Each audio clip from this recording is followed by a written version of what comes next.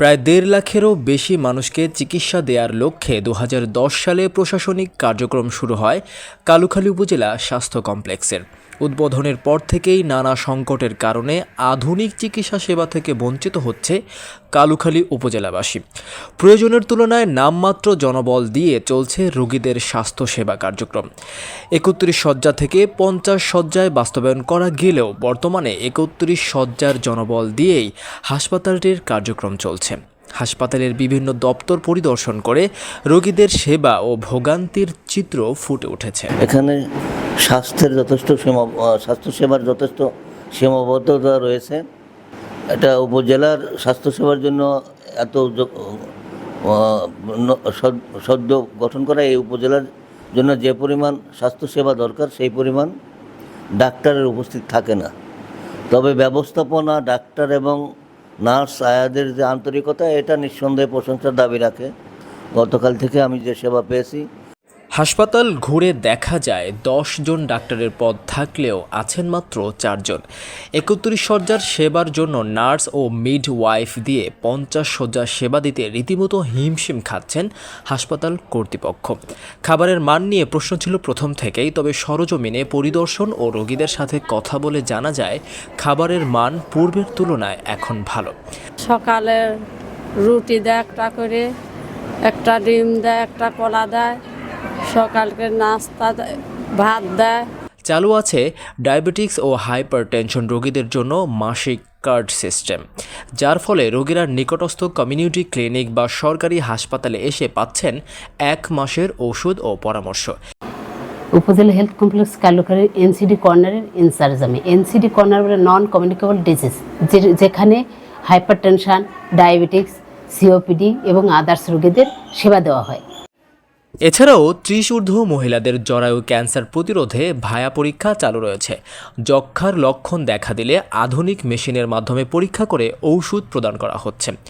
সর্বশেষ হাসপাতালে চিকিৎসা নিতে আসা রোগী ও তাদের স্বজনদের সাথে কথা বলে জানা যায় পূর্বের তুলনায় সেবার মান বৃদ্ধি পেয়েছে। টাইম টু টাইম দেখতেছে ডাক্তাররা এসে, মোটামুটি পরিবেশ খুব ভালো আছে।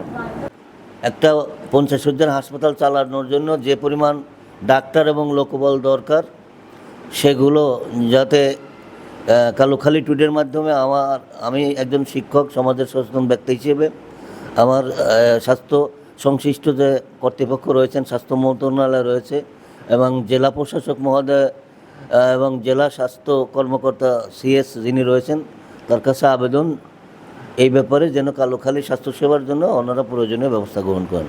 কালুখালী উপজেলা স্বাস্থ্য কমপ্লেক্সের সার্বিক বিষয় নিয়ে প্রধান কর্মকর্তা বলেন, জনবল সংকটের জন্য মেডিকেল অফিসার পদায়নের নিমিত্তে আমাদের বর্তমান রাজবাড়ী জেলার সুযোগ্য civil surgeon sir doctor SM Masud স্যারও অনেক চেষ্টা করছেন এবং বারবার আমরা ঊর্ধ্বতন কর্তৃপক্ষকে জানাচ্ছি যে আমাদের এখানে আসলে মেডিকেল অফিসার সংকট রয়েছে। 10টি পদের এগেনস্টে আমরা মাত্র 4 জন দিয়ে আমাদের হসপিটালটাকে পরিচালনা করছি। তো এটার জন্য আসলে আমরা চেষ্টা করে যাচ্ছি। সিভিল সার্জন স্যারও অনেক চেষ্টা করছেন। ঊর্ধ্বতন কর্তৃপক্ষকে আমরা বারবার জানাচ্ছি আমাদের এখানে যেন নতুন করে পদায়ন দেওয়া হয়। এখানে অপারেশন থিয়েটারও আমরা চালু করেছিলাম গত 2024 সালের অগাস্ট মাসে। তো তারপর থেকে আমার এখানে অ্যানেস্থেশিয়া কনসালটেন্ট যিনি ছিলেন, তিনি 4 মাস পদায়িত থেকে তারপর অন্যত্র বদলি হয়ে যান। তখন থেকে আজকে প্রায় 3 মাস যাবৎ অপারেশন সার্ভিসটা বন্ধ আছে। আমার এখানে গাইনি কনসালটেন্ট থাকলেও অ্যানেস্থেশিয়া কনসালটেন্ট না থাকার কারণে অপারেশন রোগীদের, ডেলিভারি রোগীদের অপারেশন সেবাটা আসলে দেওয়া যাচ্ছে না। সব মিলিয়ে আসলে আমরা চেষ্টা করে যাচ্ছি, তবে জনবলের সংকটের কারণে আসলে যতটুকু সেবা ব্যাহত হচ্ছে তা একেবারেই অনাকাঙ্ক্ষিত। আমরা সবার কাছে আসলে একটু সাহায্যও চাই যে যেন এখানে আসার সময় এবং হাসপাতালে যখন সেবা নিতে আসবেন তখন যেন আপনারা এটুকু মনে করে আসেন যে আমরা খুব স্বল্প জনবল নিয়ে আসলে সেবা দিচ্ছি এবং আপনাদের সেবা দেওয়ার মনোভাব নিয়ে সেবা দিচ্ছি। আমাদেরকে একটু সময় দেবেন, আমাদের একটু ধৈর্য ধরে এখান থেকে সেবা নেবেন, তাহলে আমার মনে হয় কালুখালীবাসীর জন্য এটা অনেক বড় একটা সুবিধার একটা ব্যাপার হবে যে আমরা আসলে একে অপরের সাহায্যে আমরা কাজে লাগতে পারবো।